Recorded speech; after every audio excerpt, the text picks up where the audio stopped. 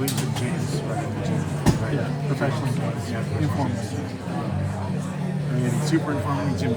Jim Bob, actually. Gym Bob. Oh, I like that. My middle name's Robert, so I'm the guy Jim Bob. No one calls me Jim Bob or Jim Bob. I'm gonna start calling you Jim Bob. Just not right there. Afterwards, like, hey, Jim Bob. That's fine. I like that. I like it.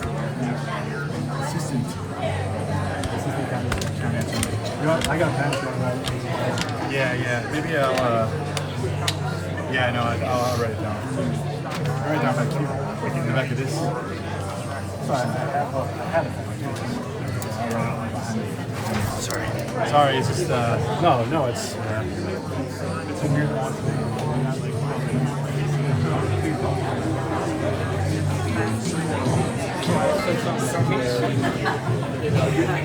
People aren't there. Well, this is going to be a bust for me because I've been down the street. We'll see you around. We are. Am I able to set up where no, just put the camera here. Sure. In front of the window. For what? Just we need this one. Yeah. Okay, I got you.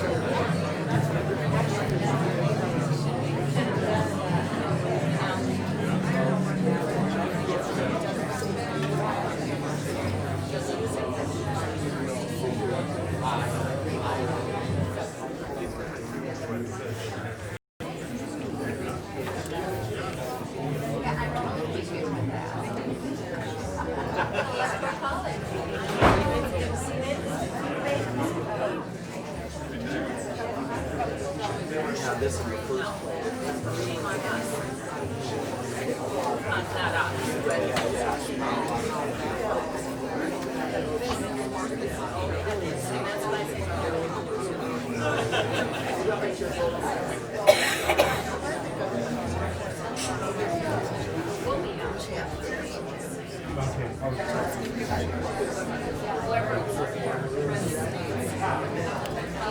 Take care.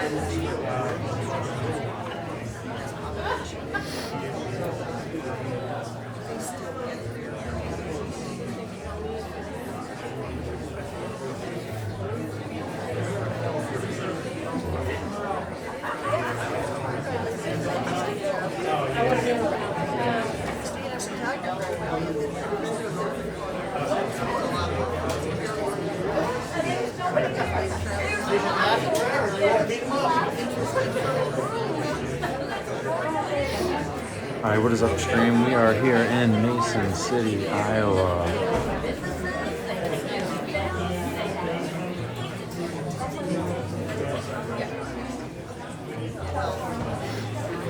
So, Catherine, if you are watching the stream, you are going to get...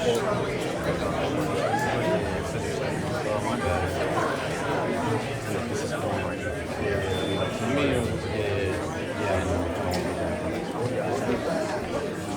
Get a mic. Oh, it's on. It's on. Alright, thank you. This should be able to come back. Yeah. Okay.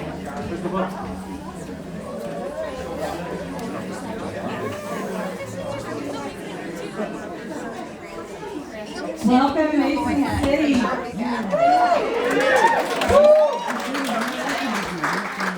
Thank you all so much for coming out tonight. We really appreciate it. My name is Heidi Day. I am the Yang Gang Envoy, which is a funny job title that we have in the Yang campaign. I'm also a United States Navy veteran. Actually, I kind of have a funny story about how I became a Yang supporter. I like to joke that I was yanged, and we use yang as a verb in the Yang Gang. I was yanged by a mistargeted Facebook ad. I'm a South Dakotan. Thank y'all for letting me be here, by the way. So I'm a South Dakotan, and one day on my Facebook feed, I had an ad for Andrew Yang. And I had heard of him before. I was a Bernie supporter for 4 years. And what I knew of Andrew was he was that guy giving away $1,000 a month. That's all I knew of him. And I didn't think he was a serious candidate. But something told me to just listen to him. And I did. I watched this ad, and then I lost the rest of my night researching Andrew Yang. And then I did what any rational person would do, and I got these giant Yang 2020 decals, and I put them on my Jeep, and I headed to Iowa.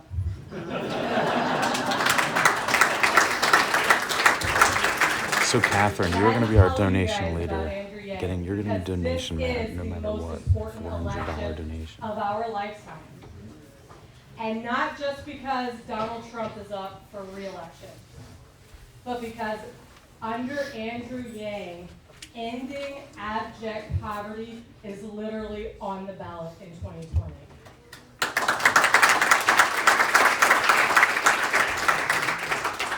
I would like to now invite to the stage James O'Halloran. He is the Assistant County Attorney, and he is original Yang Gang. I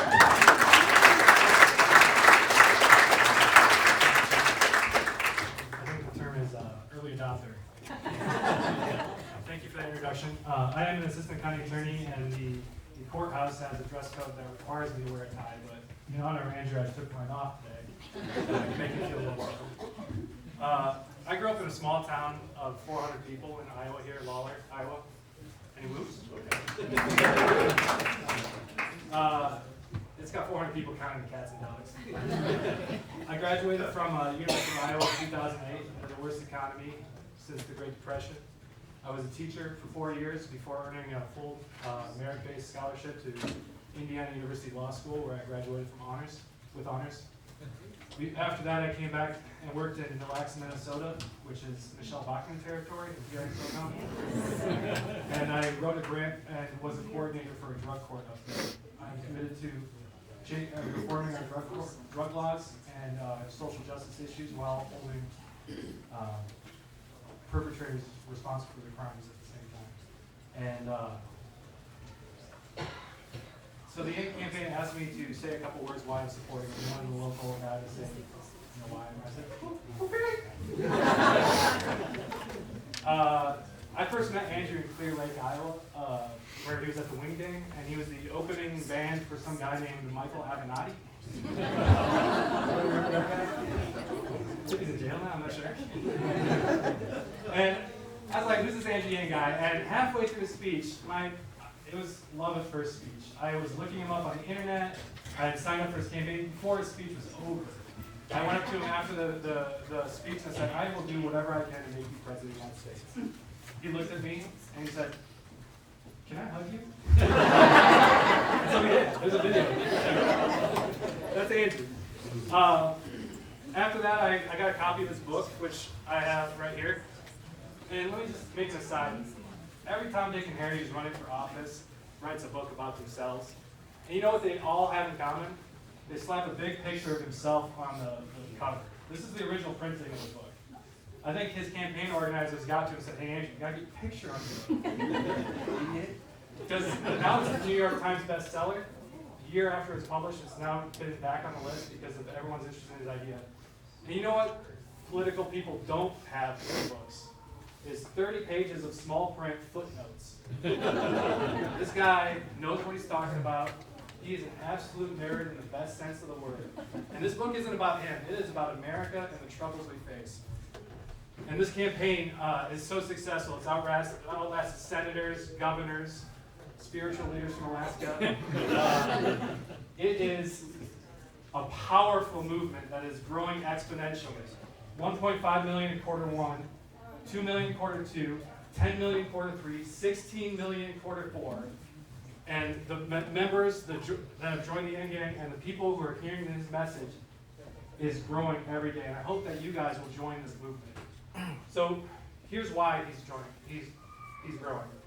His campaign is based on about 3 uncomfortable truths that a lot of politicians don't want to talk about. Number one, if we make this election about Donald Trump, we will lose. Andrew understands that Democrats win when we talk about a positive message that's focused on solutions to people and not try to make half the country hate the other guy. I'm not saying Donald Trump's a saint, God help me, but He has run the most, Andrew Yang has run the most relentlessly positive, goofy, fun, and issue-focused campaign I've ever seen in my short time on this world. He also has great hats, which is better for us follically challenged people. Join the Yang Gang and want to be a caucus member, you get this really dope Iowa flag on your head. So that's custom. That's custom. The second uncomfortable truth that's at the heart of this campaign is that corruption is a bipartisan problem in Washington. And until it's addressed, none of our policies that we care about will get passed. Only the special interests.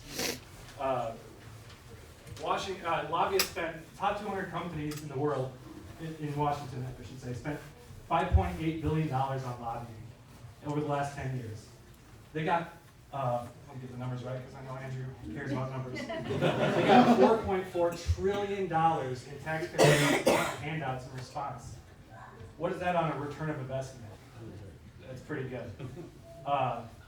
Now, I say it's a bipartisan problem because Obama had a city banker as his chief of staff and a Goldman Sachs guy running the bailout.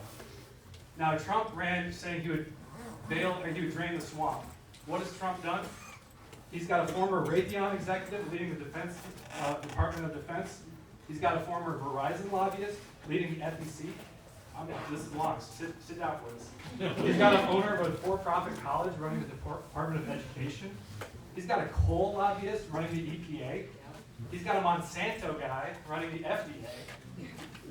I know this is alphabet soup, but these are the foxes guarding the hen house in the Trump administration. He has a lawyer from Wall Street running the SEC. I could go on. Every single lever of power is being controlled by the industry that it's designed to regulate. And that is a huge problem. No candidate in this race will do more for corruption than Andrew Yang. They've all committed to, all the candidates have committed to overturning Citizens United, reforming some of the campaign finance election laws. Andrew is the only candidate who will take a pilot program that's being done in Seattle right now, which gives every citizen $100 to donate to their campaign to anyone they want who's running. He will nationalize that and give that to everybody so that we can drown out corporate money 10 to 1, rain down the support of the people and make our politicians accountable. He will also have campaign term limits, and here's how he's going to pass it. He'll allow the current Congress to exempt themselves. That'll pass. Sorry about that stream. I promise you, that'll pass. Tell me if the audio sounds better after this. And we need to end this revolving door. And finally, I know I've gone longer than the Yang campaign told me I could go. But the third uncomfortable truth, and I think we all know, is our country is not okay. We all know GDP is good. We all know the stock market is up, and that the headline unemployment is down. But those don't put food on our table, and those don't bring back the millions of people who are facing despair and killing themselves with drug overdoses and suicide. This campaign, you see humanity first on the wall there. That's not a slogan. He is going to revolutionize the way the government looks at his data so that it reflects the true health of our nation. Member, and factory worker, he also farms on a family farm. We have women farms in Iowa. And ran out of potatoes. And my dad was one of those Obama. And the reason for that is for the last 30 years, my dad has seen farming profits go increasingly to factory farms and big farms. He's seen formerly vibrant towns in our communities. You know, they have the tumbleweed rolling through them, and rural schools are slowly dying and being closed. And he's seen union bargaining power diminish in the face of automation and bad trade deals. And so in 2016, he knew that the status quo, the 4 more years of Obama, was not going to be enough. He went for something disruptive. He's told me as much. He made a mistake and he wishes he could take it back, and I think a lot of Americans feel the same way. But I understand where he's coming from. I understand because one of our neighbors killed himself. He's a farmer, and if you guys don't know, suicide is a huge problem in our country, but amongst farmers, it's an epidemic.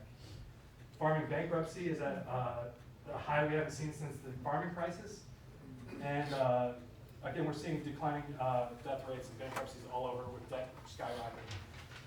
So a lot of people talk about is $1,000 a month, and you know, it's one of those ideas you gotta. It's not an idea that fits in a 30-second commercial. You have to study this idea, but it is feasible. It would mean that everyone over 18 would get $1,000. What that means for Cerro Gordo is $43 million in our community every month that can be reinvested. All these small towns, my Lawler, Iowa, $400,000 every month in Lawler, Iowa, can be reinvested. You start small businesses, you start upward scale. Let's you guys are from Mason City or Cerro Gordo, right? Just shout out some of the businesses that closed this community over the last year. Best Buy's closing, yeah. Shopco. Yeah, you guys all know there's a ton of stores that are closing. There's a ton of businesses that are closing. You know what $1,000 a month would do to this community? Think what it would do. It's a $12,000 raise for every teacher, for every stay-at-home mom, for every caregiver. It's a game changer for someone who wants to quit their job. It's a game changer for the union worker who wants to go on strike. You can't break a strike when you're getting $12,000 a month. And they will revitalize the union. It's a game changer for domestic violence victims, something I care deeply about, because they can leave their abuser and they don't have to be financially dependent on it. This is possible. It is possible if we unite and we support this man.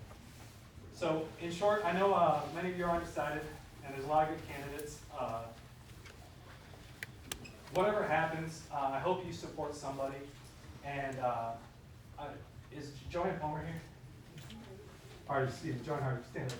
This is a chair of the Democratic Party in the Cerro Gordo County. There's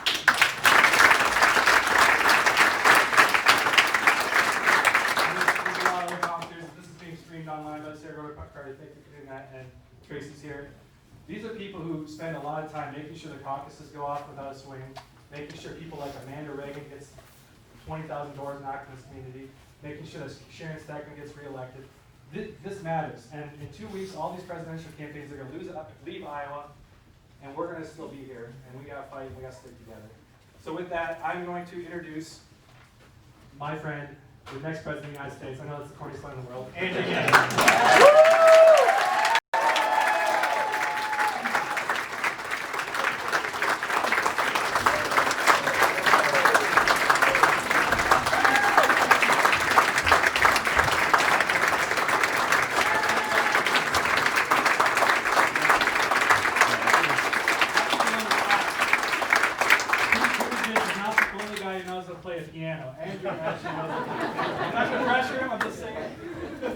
He signed my book real quick. He signed it 6 times already.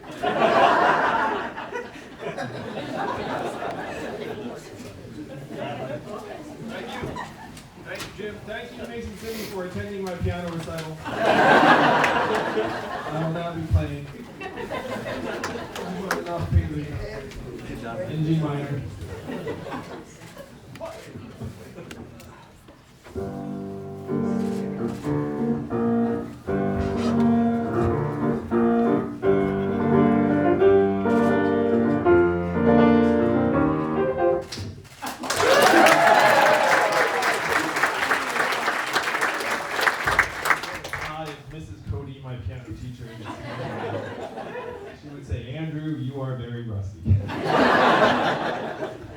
It's great to be back here in Iowa. I love campaigning here because you all have this power in your hands that the rest of the country looks on, frankly, with envy. And you may not feel like the most powerful people in the country today. You're just living your lives. Presidential candidate comes to town, decide to check him out. But I did the math. Do you know how many Californians each of you is worth? 11. 1,000 Californians apiece. That's right. So look around this recital hall tonight. How many of you are there? I'm going to give a Trumpian estimate. There are 800 of you. That's the biggest recital hall anyone's ever seen. Now, I'm going to say there are 100 of you. 100 would be 2.5 football stadiums full of Californians. That is the power that you all have to shape the future of this country. And it's the power that the country needs right now. in a particular way to help answer the questions that got Donald Trump elected in the first place. Now, Iowa's a very, very swing state, purple, right down the middle. Yet Trump won this state by almost 10 points. And how the heck did that happen?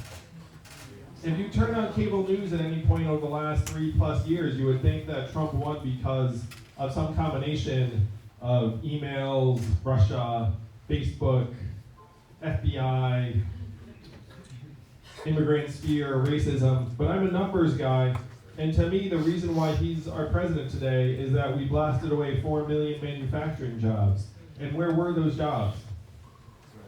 Michigan, Ohio, Pennsylvania, Wisconsin, Missouri, and 40,000 right here in Iowa. I have been to those towns, and after the plant closed, the shopping district closed, people left, the school shrank, and that community has never recovered. I spent the last 7 years helping create thousands of jobs in Missouri, Ohio, Michigan, Pennsylvania, and I saw the same thing play out in all of those places.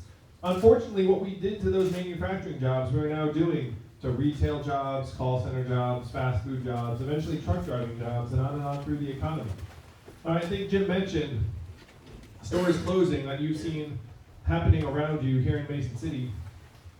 Amazon is sucking up $20 billion in business every single year, closing 30% of our stores and malls. How much did Amazon pay in taxes last year?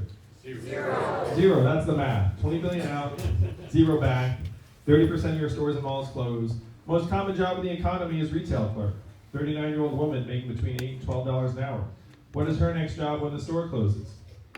When you all call the customer service line of a big company and you get the bot or software on the other end, you probably do the same thing I do, which is you dial 000, say human, representative, human, representative, until you get someone on the line. How many of you do that? Man, we all do that, because we hate that software. We're like, this company still employs a human somewhere, and I'm going to find. But in 2 or 3 short years, the software is going to sound like this. Hey, Andrew, how's it going? What can I do for you? It'll be fast, efficient, peppy. What is that going to mean for the 2.5 million Americans who work at call centers right now, making between $10 and $14 an hour? How many of you all know a truck driver here in Iowa?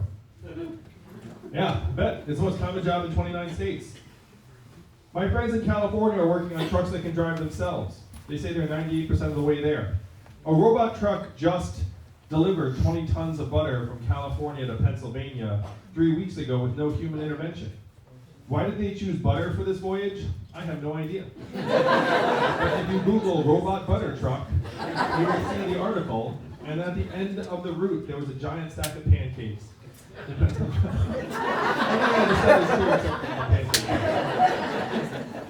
So what will this mean for the 3.5 million truckers that you all know, or the 7 million Americans who work in truck stops, motels, and diners that rely upon the truckers getting out and having a meal?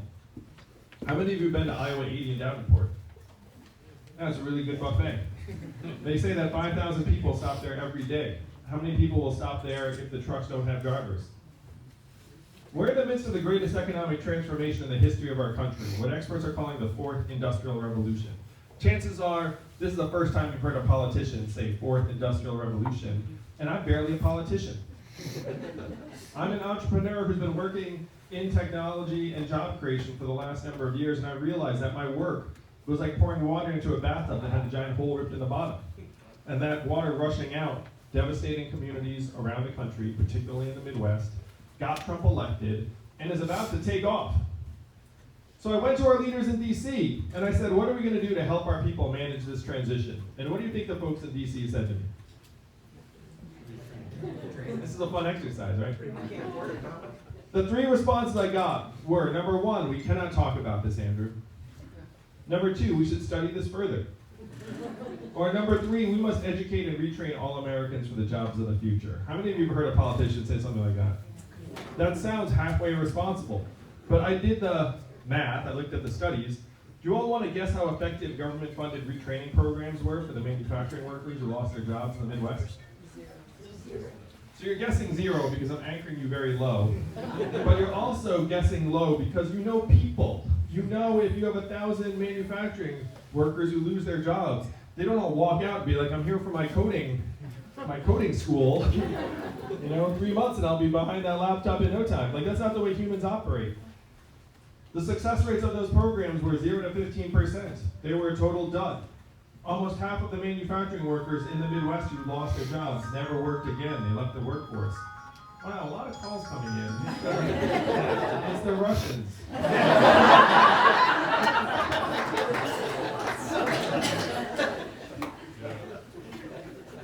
So we're very bad at retraining. The reality is almost half of those workers left the workforce, and of that group, almost half filed for disability. You then saw surges in suicides and drug overdoses in those communities to the point where our life expectancy has now declined for the last 3 years in a row. You know the last time that happened in the United States of America? World War II is a good guess. Great Depression is a good guess. It's the Spanish flu of 1918, a global pandemic that killed millions. You have to go back 100 years because it is highly unusual for your life expectancy to decline in a developed country. Ordinarily it goes up and up because you're getting richer, stronger, healthier. But not in the United States, it's gone down and then down and then down again. So the folks in DC, when I said, hey, retraining doesn't work, according to the numbers, they said, well, I guess we'll get better at that. And one person said something that brought me here to you all today. So excited to be here, I gotta tell you, because it's been a journey. He said, Andrew, you're in the wrong town. No one here is going to do anything about this because fundamentally DC is a town of followers, not leaders. And the only way we would do anything about it is if you were to create a wave in other parts of the country and bring that wave crashing down on our heads. And I said, challenge accepted. I'll be back in 2 years. And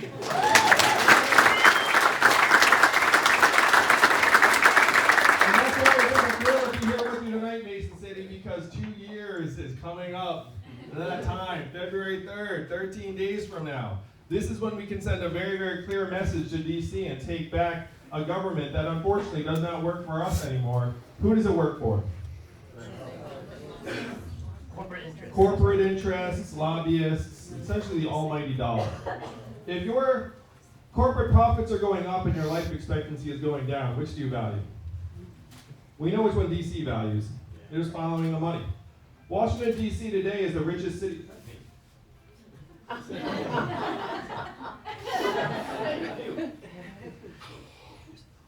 Washington, D.C. today is the richest city in our country.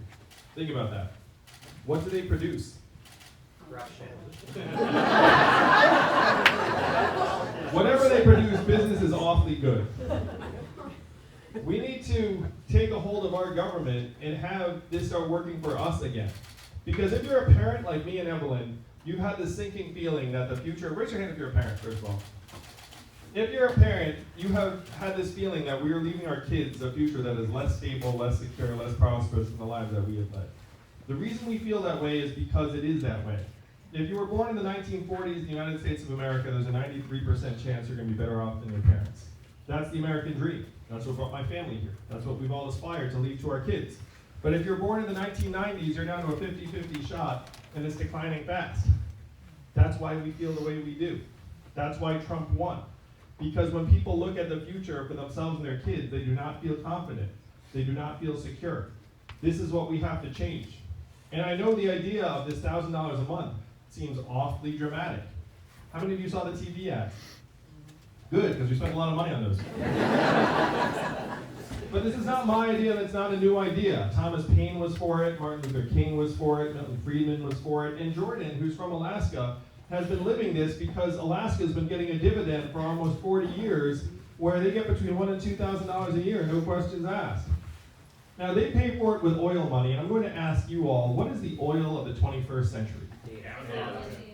Data, technology, AI, self-driving cars and trucks. A study just came out that said that our data is now worth more than oil. How many of you saw that? How many of you got your data check in the mail last month? So if our data is now worth billions and billions a year and we're not getting it, who's getting it? Amazon, Facebook, Google, Apple, the trillion-dollar tech companies that are paying nothing or next to nothing back into our country. You see how this is working? Getting sucked dry, and it's particularly bad for rural areas. Rural areas are seeing their main street shutter, getting nothing in return. Kids all feel like they have to leave. Kids are addicted to either drugs or smartphones. Like, this is the future that we're, don't laugh, I mean, the smartphone thing is real. Yeah, it is. I mean, there's a reason why we have a mental health crisis among young people. If you look at the data, and I'm the data guy, it's lockstep with smartphone adoption and social media app use. And my friends in Silicon Valley, you know who don't let their kids use smartphones? The techies in Silicon Valley. You ever want to go to a place and it's like no screens have been invented yet? It's in their homes. One of my friends there put it best. He said, we have the smartest engineers in the country turning supercomputers into dopamine delivery devices for teenagers to make them money, to make the tech companies money. They know it, and so they don't let their kids use it. So these are the real problems that we are now leaving to our kids because everything revolves around the almighty dollar. And that's what you all have to change in 13 days. We have to make the economy work for us and not the other way around. We have to say the machines work for us, we don't work for the machines. And to the extent the machines produce all of this incredible value, including selling and reselling our data for billions of dollars, we deserve a share. And then when we take that share and put it into your hands, build a trickle-up economy right here in Iowa, where will the money actually go? How would you spend it? How much of it would stay right here in Iowa? Most of it. Not all of it. You might get your own Netflix password.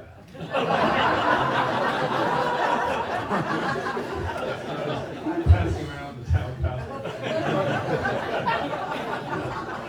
But most of it would go to car repairs you've been putting off, and daycare expenses, and Little League signups, and local nonprofits, and religious organizations, and culture. This is the trickle-up economy that we can make real. We can tell our kids that our country loves you, our country values you, and our country will invest in you. Not just talk about it, but actually do it. This is the mission for Iowans on February 3rd, is to take this vision to the rest of the country as quickly as possible. Because we've been given all these messages that things are great, corporate profits great, GDP great, and then we don't feel great. You know, I know how bad the economic measures are because of my own family. My wife, Evelyn, is at home with our 2 boys, one of whom is autistic. How much is her work valued at in our economic measurements? That gets a 0. Evelyn and every stay-at-home parent's a 0. How about caregivers taking care of ailing loved ones? 0. Volunteers and activists trying to make communities better? 0. Coaches and mentors helping out young people? 0. 95% of artists? That's true. I mean, increasingly local journalists. We've put almost 2,000 newspapers out of business over the last number of months. You know what doesn't function as well if you don't have local journalism? Democracy. Because how can you vote on what's going on in your town if there's no one actually covering what's going on in your town? Mason City, these are the things we claim to value most in our lives. Our families, our communities, our democracy, and we're allowing them to get zeroed out one by one by one. This is what you have to reverse. You have to make it start working for you. If the rules don't work for you, we should rewrite them.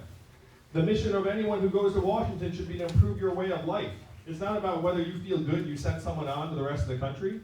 They have to be able to deliver real benefits to you all and your communities. That is the standard you should have for candidates like me.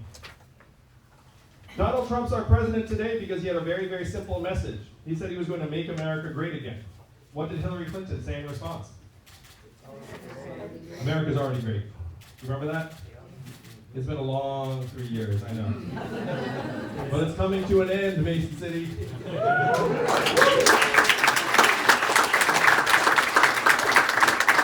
That response was not right because the problems are real. We have to acknowledge their depth and severity, but then we need real solutions that will move our country forward. What were Donald Trump's solutions? Build a wall, turn the clock back, bring the old jobs back. You all know that we have to do the opposite of these things. We have to turn the clock forward. We have to accelerate our economy and society to rise to the real challenges of the 21st century. We have to evolve in the way we see ourselves and our work and our value. I am the ideal candidate for this job because the opposite of Donald Trump is an Asian man who likes math. Thank you all very much.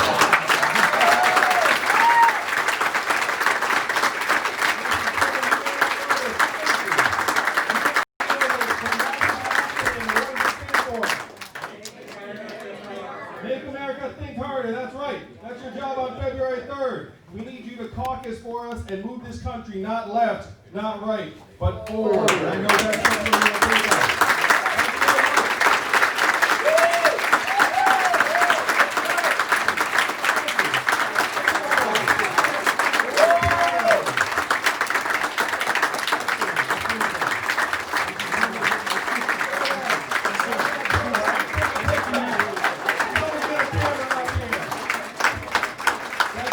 along. We're going to take some questions. I think we have a mic runner, though you can probably address it, but we got a mic runner, right? Thank you.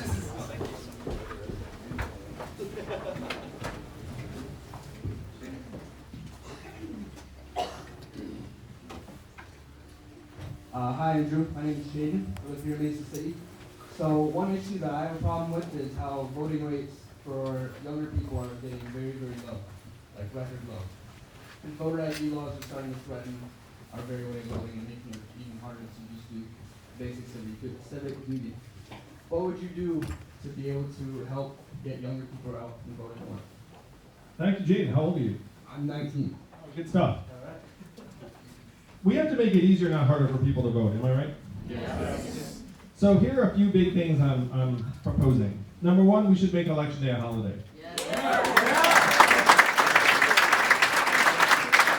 Number two, we should automatically register you to vote when you get your driver's license or have any other documentation.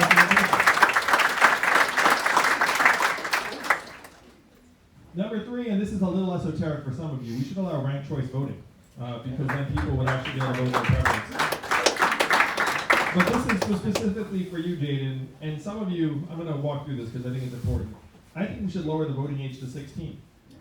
Now if you think about, the young people are voting, the old people are like, I'm not so sure about that one. All right. So hear me out. Here's the argument. Number one, if you lower the voting age to 16, you make every high school in the country a political hotbed. Number two, studies have shown the younger you are the first time you vote, the more likely you are to vote throughout your life. Number three, 16-year-olds can pay taxes, so they should have some say in where those taxes go. Now, the counter argument tends to be this. 16-year-olds' brains aren't complete, they're too uninformed, they don't have the maturity to actually cast a vote. And then the counter argument to that is we're not administering pop quizzes when someone shows up to the polls right now. You know? It's not like, can you pass this test before we let you vote? There are a lot of people voting with various ranges of information.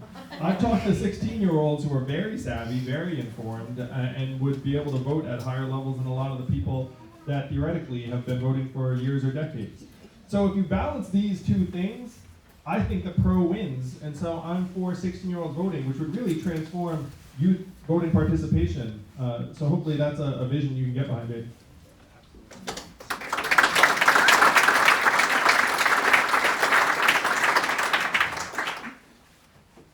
Hey, Mr. Gain, I am a Drake University student. My name is Caleb Wolkowitz. My question to you is, what do you think about the lack of diversity on the last debate stage? And for Asian Americans across the country, what advice would you give them for running for possible political elections in the future? Well, thanks, Caleb. I said at the debate stage that it was an honor and disappointment to be the lone candidate of color on stage, but I believe it reflects the socioeconomic realities of our country, where it takes money to run for office. Only 5% of people actually donate to political candidates or campaigns. So if you have lower levels of disposable income in a community, you're much less likely to have someone get to the big stage in the national level. So I felt very fortunate to be there myself. For Asian Americans, it's a point of pride for me to be the first Asian American man to run for president as a Democrat, in part because Asian Americans do generally not regard politics as a realm to go into. And my parents, as an example, I joked about it on Bill Maher this past week. It was a joke or whatever. But my parents were concerned when I said, hey, I'm going to run for president. They were like, are you sure about this? You know, it was like, it wasn't like, yeah, go for it kind of thing. So to me, I'm thrilled that my candidacy can help activate Asian Americans politically, because right now Asian Americans vote at lower levels, donate at lower levels, and run for office at lower levels than other groups in this country. I want to say too that I'm someone who has a very, very deep respect and admiration for the role that Iowa plays in this process. I know that national press say that Iowans, don't reflect the diversity of this country, but to me, Iowans have been so open and generous with me, my family being here. Like, I'm very happy to put my campaign in your hands. And I think in 2008 you demonstrated with Barack Obama that you're able to put different sorts of leaders forward. And if another state had the same role that you all do, they would have no clue what to do. Truly.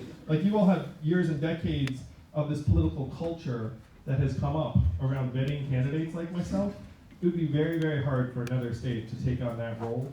So I'm someone who actually very much appreciates and respects Iowa's role in this process, and I think it's there for a reason.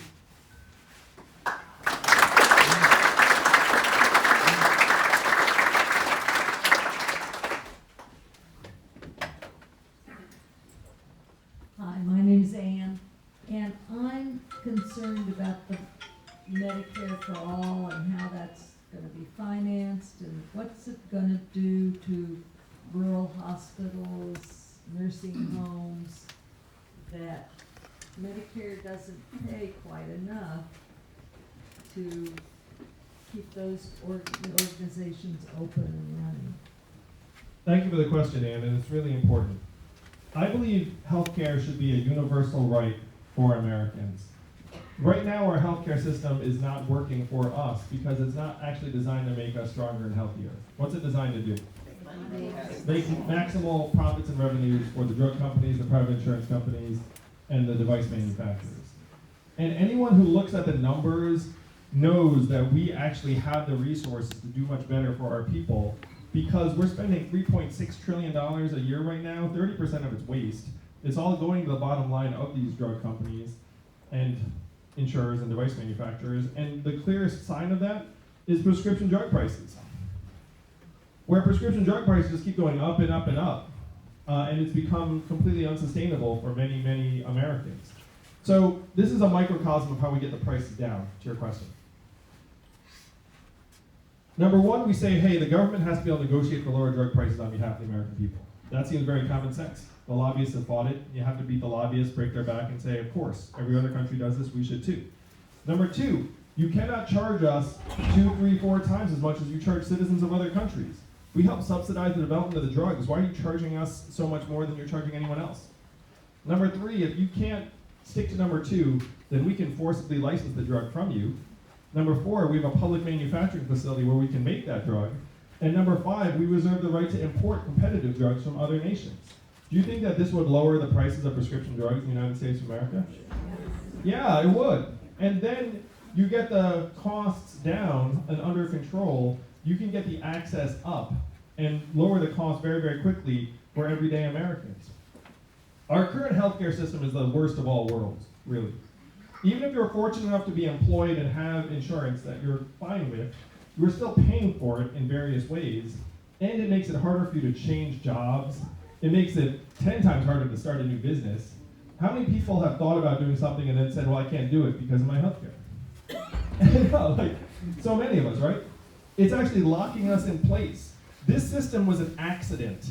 What happened was in World War II, they were trying to find ways to attract workers, and there were pay caps.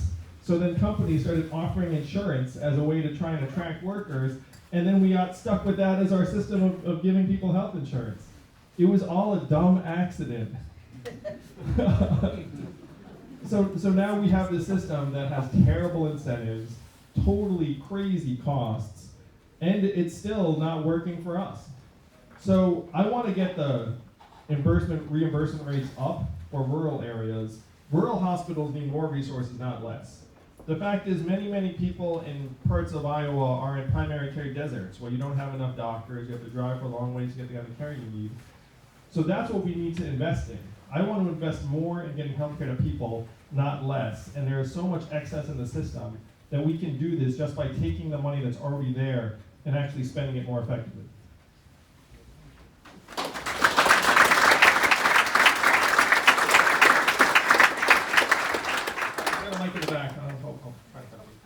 So my question becomes about the $1,000 a month, basically. Oil in Alaska, it comes out of the ground, it can identify the source, and they can tax it at the source. Data, etc., can be sourced from most anywhere. Yep. So how do we keep companies from taking their corporate headquarters overseas to other countries, to offshore accounts, etc., and escaping paying that Silicon Valley tax? Thank you for the question. So you talk about the games companies play to avoid taxes. They're doing that right now in various ways. And so the way that we make sure we get our fair share is this tax that I'm proposing has already been adopted by dozens of other developed countries, and it's at the point of sale. So even if Amazon were to, let's say, decide to relocate itself to Bermuda, which, I don't think they would do, but let's say for argument's sake they did, they would still end up paying into the system because they still have to sell to us, and we're the #1 market in the world. So this would apply to the Amazons and Facebooks and the Googles, and no matter what games they play, they'll pay. And I know this because other countries have already figured this out. We're just way behind the curve. Other countries have looked up and said, of course, $1 trillion tech company like Amazon should not be paying zero in taxes. So they put this system up, this value-added tax. We do the same thing. We have the resources to be able to put this money into our hands, in large part because it's immediately going to make us stronger, healthier, mentally healthier, more productive. Kids' graduation rates will go up. We'll save billions on things like incarceration, homelessness services, emergency room healthcare. It was a corrections officer in New Hampshire who told me this: we should pay people to stay out of jail because it costs so much when they're in jail. It's like you're trying to be smart and say, like, let's not spend money on people. We spend money on them anyway in much more expensive and punitive ways. So I'm happy to say that there's no way that the tech companies can wriggle out of this. Right now they're wriggling out of the corporate income tax system we have, and they play a few big games. Number one, they say all the earnings went through Ireland. You would not believe how much money is made in Ireland. Really, they're essentially like a professional tax haven at this point. They acquire companies, they compensate their executives in these stock options, stock bonus pools that count against their earnings. Amazon paying zero taxes is not unusual. They have paid zero taxes quite regularly throughout their operations. You know who else didn't pay any taxes this past year? Netflix, Starbucks, like 91 of the Fortune 500 companies paid zero. So that's what we have to put a stop to. And I'm happy to say that this system is essentially ungameable because if they sell to us, they pay.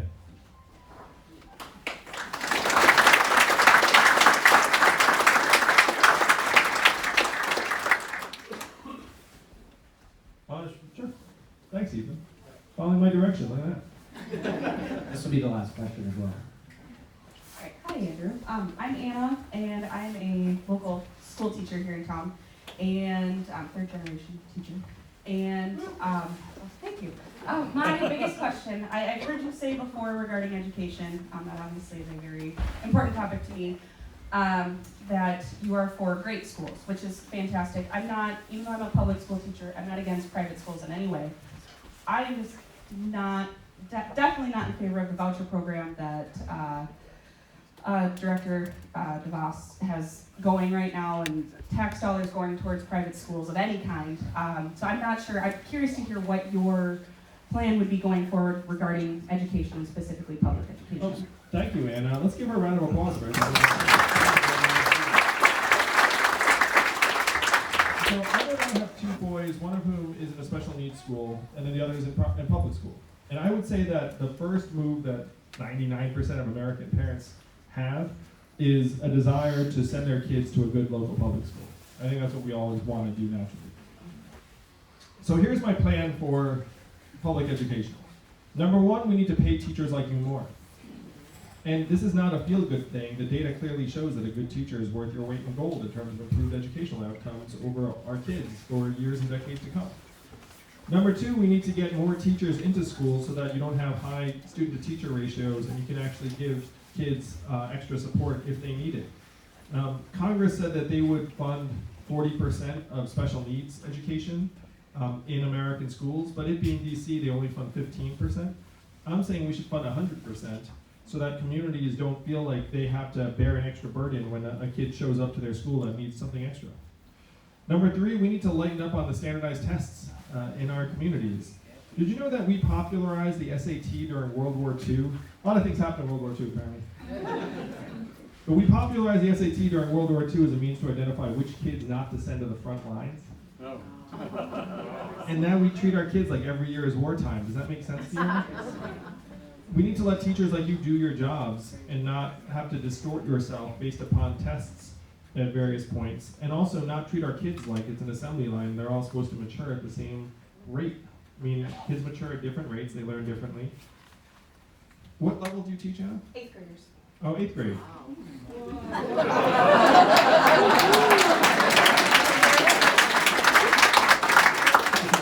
Yeah, no, that's why they're good class.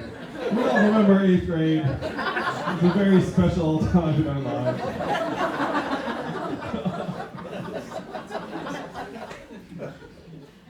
So at the high school level, we need to invest more in technical, vocational, and trade programs. Right now, only 6% of American high school students are in those programs. In Germany, it's 59%. So we're pretending that every kid's going to go to college, and only 33% are. We have to be more realistic and have more varied paths for kids that college is not the right path for.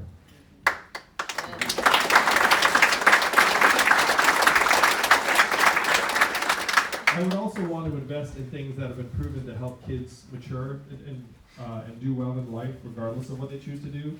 Things like social and emotional learning, financial literacy, the arts. These are things that help kids succeed, regardless. But you should know that I want every public school to be able to deliver the kind of education that all of us want as parents. And I'm immensely grateful to my kids' teachers when I drop them off, because if you have a good teacher in the classroom, you know it immediately as a parent. And you're incredibly grateful. That's what we have to enable in more and more communities around the country.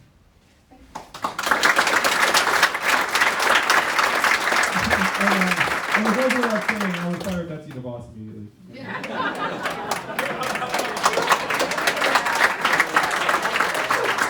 All right, thank you so much, Mason City. We need your help on February 3rd. Let's go on February 3rd. Let's go on the 3rd. Thank you. Thank you, Jordan.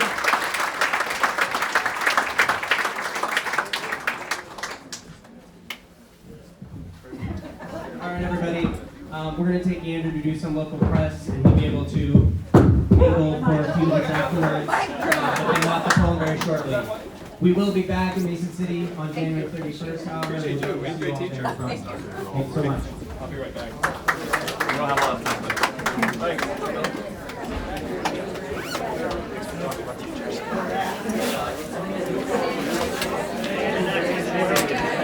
Alright, stream, what we need you to do is to go to theyanggame.com and donate right now, because Andrew Yang has a $1 million donation goal by tomorrow night.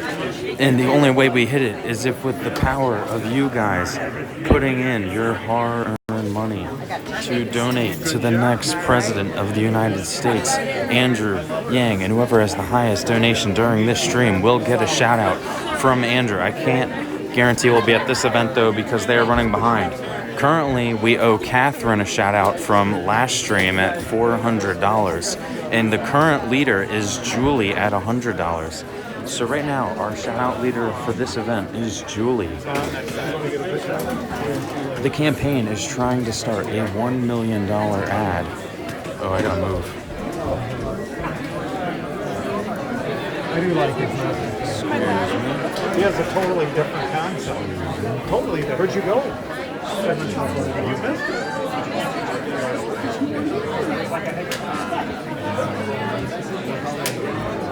I'm actually from LA.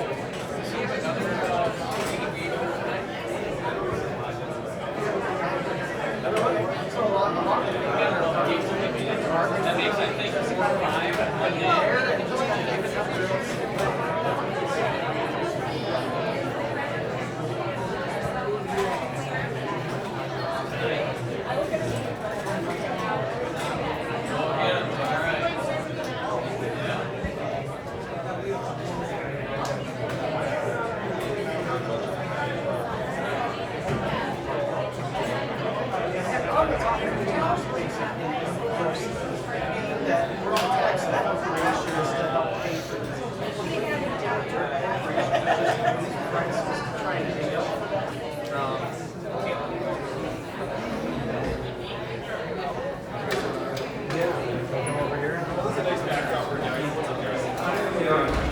guys, like 1 or 2 questions. Yeah, just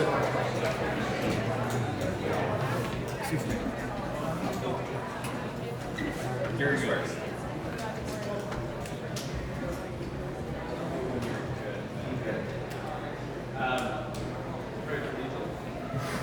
Yeah, we try to be. Oh, there's only 2 of us. Hillary Clinton today said, she wasn't quite there yet to support Senator Sanders if it comes on me. She just recently tweeted that she'll do whatever it takes to help. But this rehashing of divisions that existed in 2016, is that helpful for the? It's out there, She kind of tried to figure out. Is it helpful to rehash the divisions from 2016? I think most Americans are excited to move forward. We need to solve the problems on the ground that got Donald Trump elected, and then we need to present a new, exciting vision for Americans about what the future can be. And so, to me, I don't think it's useful to rehash 2016 to that degree. I think most Americans are intent on the future. She did talk about some of the culture that she disagrees with in Senator Sanders, among his supporters. She kind of laid some blame at him. What did you make of those comments? I think everyone has their own point of view. Hillary, I believe, shared time with Bernie in the Senate, so she has a different perspective than most of us who haven't actually worked directly with him. So that's something that you just have to respect someone's point of view. Though I do think in this case it's probably not helpful because it does seem like you're trying to rehash or relitigate 2016, a race that frankly Hillary won. She was the nominee. She beat Bernie, and Bernie campaigned for her. So for her to come back and say that nobody likes Bernie does not seem like a very helpful message. What's your message for the senators who are currently dealing with impeachment and not being able to be out here on the trail? I feel for them because I know they wish they were right here in Iowa campaigning, or New Hampshire, or another early state.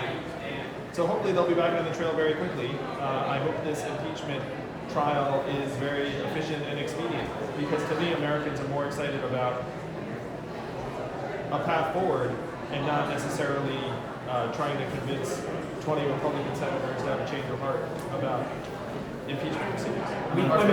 Just one more quick one. We've been out on the trail all day, and a lot of Democratic voters have come out and seen you.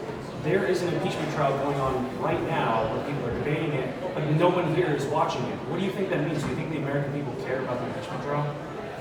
Well, I think, unfortunately, most Americans regard impeachment like a ball game where you know what the score is going to be. And until more Republican senators signal openness to the proceedings, that's the way many Americans are going to regard it. And so we need to be focused on solving the problems of the American people and actually beating Trump at the ballot box in 2020 and moving our country forward. It's not surprising to me that that's what Iowans are thinking about because that's what we should be doing. Thank you guys.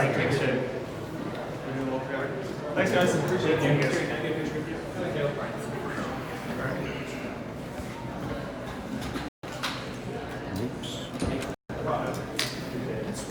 How you doing? Hello. Nick Grizzly with KIMT here. How you doing, Nick? Good. Sorry. Let's see what we said here. Just go right back over here real quick. That's all right.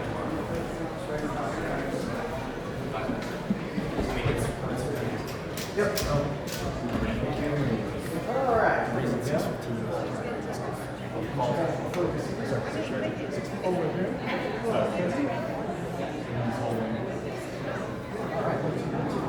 So, I've been doing lots of campaigns.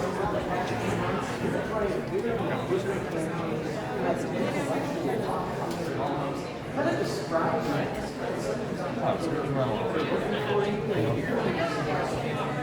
Well, we saw the real problem on the ground that got Donald Trump elected. And how the heck did Donald Trump win Iowa win the state by almost 10 points? It's because he lost to 40,000 people.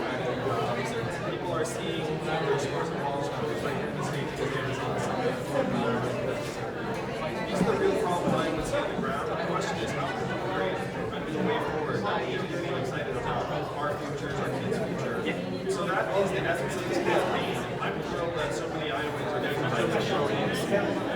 Because I like how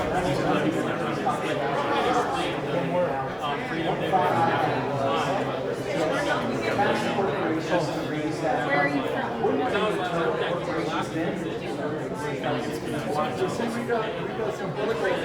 have competition now. Sensitivity and a lot of surveys that they can't really stick it to.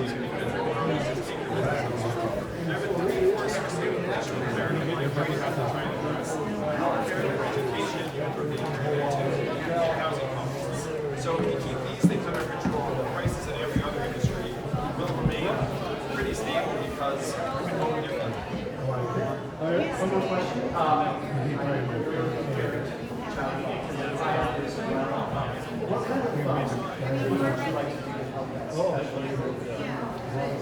Well, I'm on the record saying the federal government needs to fund 100% of special needs resources for kids who have special needs and autism. We have to do much more to support parents and families.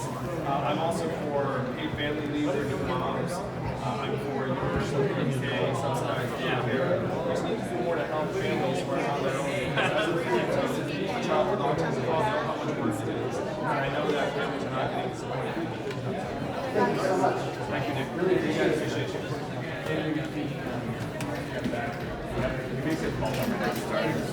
Who am I supposed to be going very quickly? You have like 5 or 6 people. Or 4 people. So I'm going moving up quick.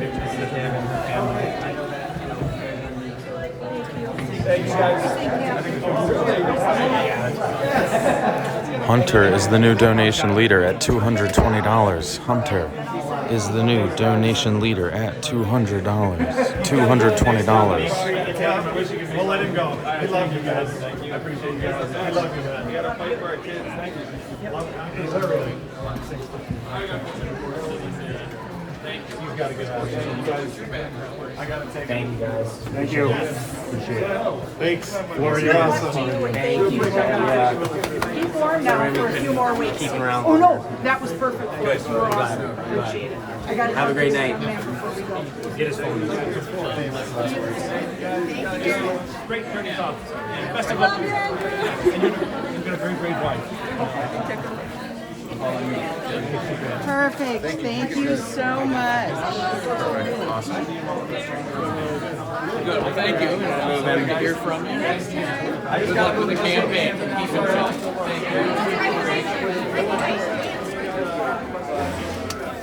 Thank you. Thanks, guys. Gotta go. I'm sorry.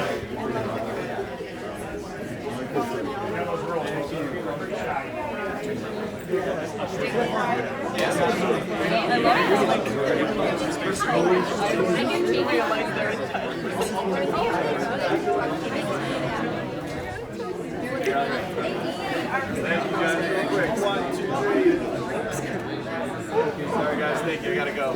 Gotta go. Thanks, guys.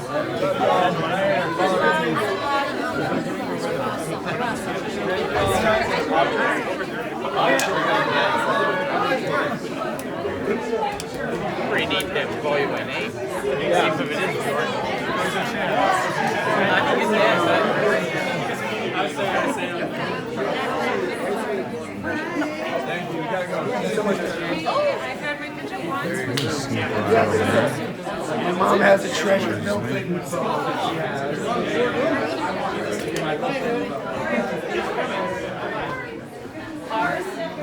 Okay, we're going to try to stop Andrew here and get the shout-outs for Hunter and Catherine. Hunter for the $400 donation. No, Hunter for the $220 donation. Catherine for the $400 donation.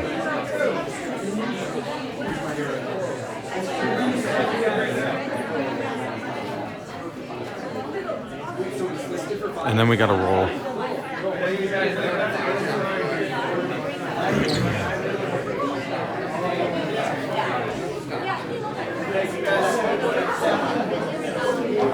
Thank you to everyone who donated this stream. It's just been pretty chaotic. I haven't had a chance to thank them.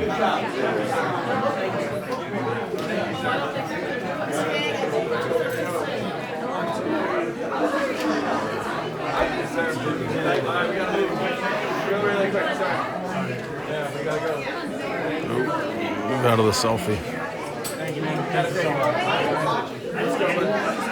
I gotta take him. Sorry. We're gonna be late right now. Thank you.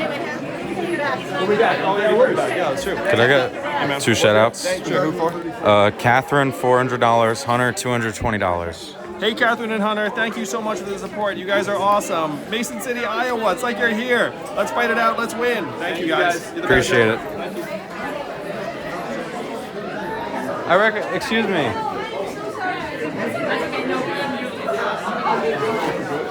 Have we met before? Yes, we have. Sorry, what is your name again? Amy. Amy, nice to meet you. Let me see. You look so familiar.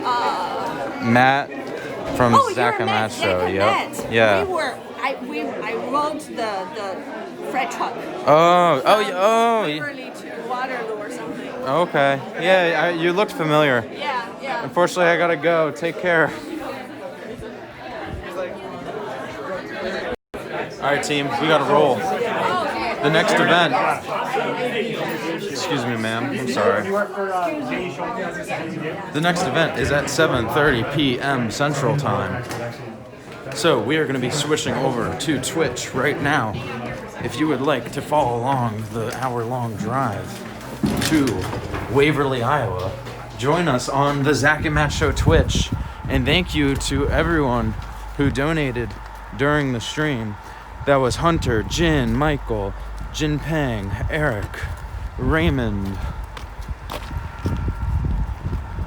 Kevin. Oh, there's Andrew, look. Oh, there he is.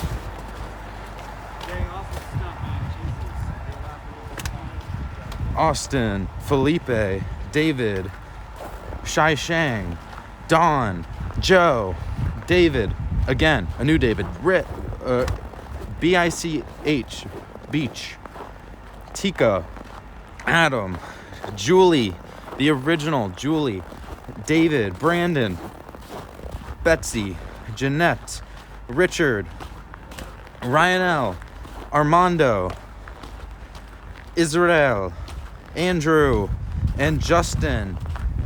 And then, of course, our donation shout-out leader from last stream, Catherine. All right, guys. I'll see you in Waverly, or I'll see you on Twitch in a second.